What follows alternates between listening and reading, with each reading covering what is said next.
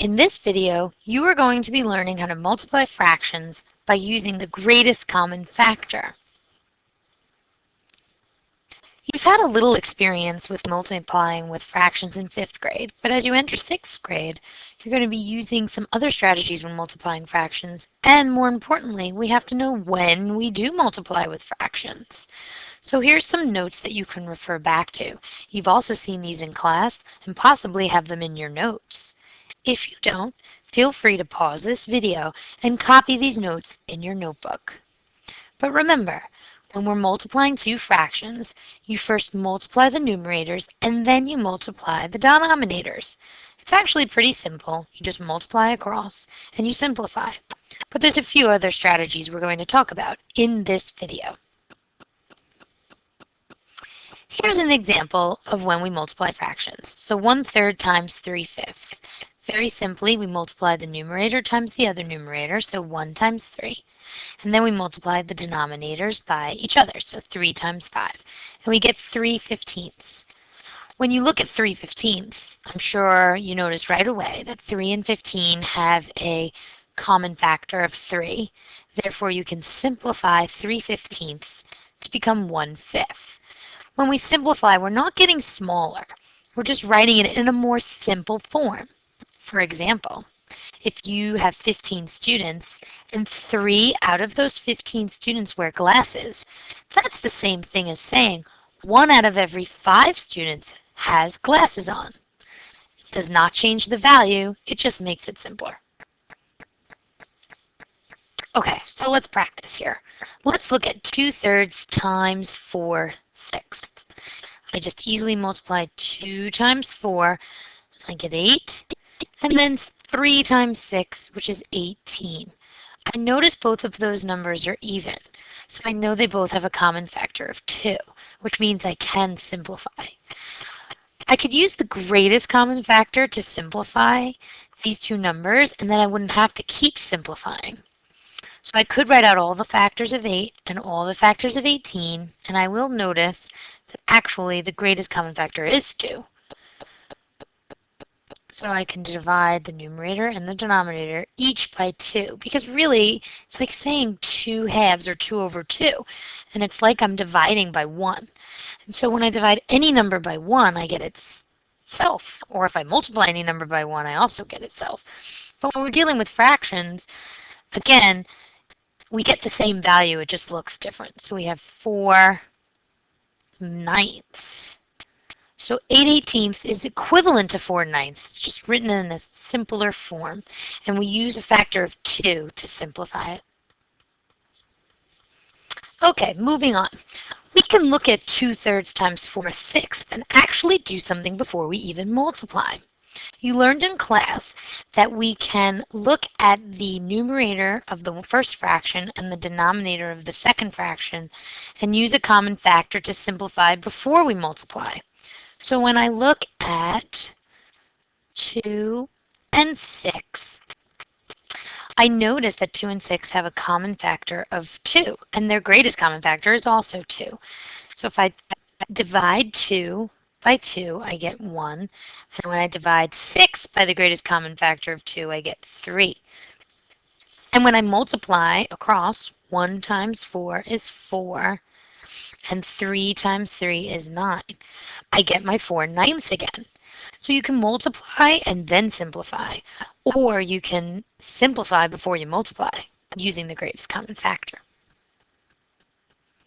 We can use the same strategies when multiplying fractions and whole numbers. So again, you've seen these notes in class, but if you'd like to write them or rewrite them, feel free to press pause and write them in your notebook. Let's look at a real-life situation where we use multiplication of fractions and whole numbers. A class has 18 students. The teacher asks how many students in the class have pets and finds that 5/9 of the students have pets. So how many students have pets? Well, when I first look at this question, I notice that the 5/9 of the students have pets means not even the whole class has pets. the whole class had pets, it would just say 18 of the 18, but this is a fraction of the 18 students. So I know my answer is going to be less than 18 students because it isn't the whole class. It's a fraction of the class. And when I take a fraction of a whole number, I'm actually going to use multiplication to help me find my answer. So whenever I see 5/9 of 18 or any fraction of a whole number, I want to first start out by simply writing my fraction again. 5/9. My of becomes multiplication. And 18, I'm going to be taking 5/9 of 18 or 5/9 multiplied by 18, but I can't just write 18 down. I have to write 18 as a fraction. And as we learned in class, 18 wholes can be written as 18 over 1 or 18 divided by 1, which is going to simply give me 18 again. So now when I look at 5/9 times 18 over 1, I could very simply multiply 5 times 18 and get an answer, and then 9 times 1 and get an answer. But I noticed something about the 9 and the 18. I know they have a common factor of 9. So therefore, I'm going to simplify before I multiply. So 9 divided by 9 is 1, and 18 divided by 9 is 2. Then I can multiply 5 times 2 is 10, and then 1 times 1 is 1, and 10 divided by 1 is 10. So 5/9 of 18 is going to give me an answer of 10. So that means 10 students have pets in the class. If I want to prove the method that we just learned, I could show you that 5/9 times 18 over 1 is going to give me the same answer if I just multiply 5 times 18, which is 90, divided by 9 times 1, which is 9. And then 90/9, when I simplify that by a common factor, I'm going to get 10 out of 1, or 10. So as you can see, whichever method I want to use, I'm going to still end up with 10 students having pets in the class. It doesn't change the answer. I can just use a different method to get the answer. So you can decide which one you prefer.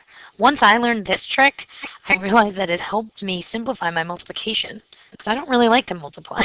So if I simplify my multiplication before I do it, it's much easier. But again, it's your choice. Okay, so why don't you practice? So please press pause on the video. Multiply 2/3 times 9 and then 1/8 times 24 in any way you wish. Maybe even try both ways. And then when you press play, the answers will appear.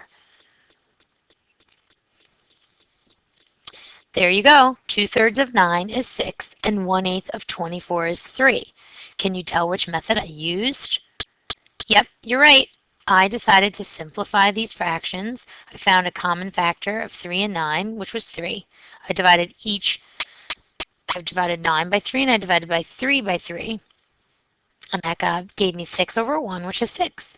And 1/8 of 24, I knew 8 and 24 had a common factor of 3. Sorry, a common factor of 8. So I divided 8 by 8 and got 1, and 24 divided by 8 and got 3. And so that gave me 3 over 1, or 3 divided by 1, or 3 wholes, however you want to read that fraction. And essentially, it gives me the answer of 3. Now we'd like for you to try these 4 problems on your own. The answers are not going to appear when you press play again, but press pause, copy these questions down very nicely in your notebook, and bring them into your teachers to show that you not only understand this or don't understand this, but that you watched the video. Hope this video helped. Remember, continually watch it as often as you wish in order to remind yourself how to multiply fractions.